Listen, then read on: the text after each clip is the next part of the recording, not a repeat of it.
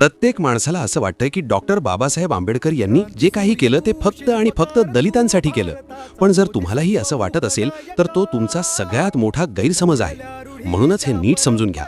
आज आपल्या हातात जो पैसा आहे तो रिझर्व्ह बँक ऑफ इंडियामधून येतो आणि या बँकेच्या स्थापनेमागे बाबासाहेबांनी लिहिलेलं the problem of the rupee हे पुस्तक आधारभूत ठरलं.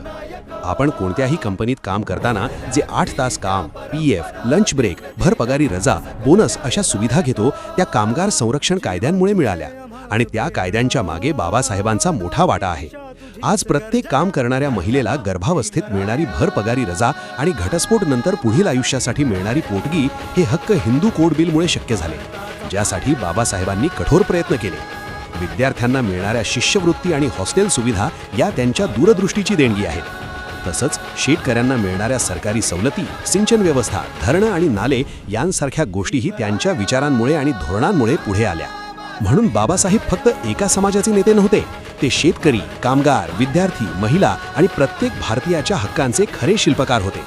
त्यामुळे आजही जर कोणी म्हणत असेल की बाबासाहेबांनी आमच्यासाठी काय केलं, तर त्यांच्यापर्यंत हा विचार पोहोचवणं हीच खरी जबाबदारी आहे.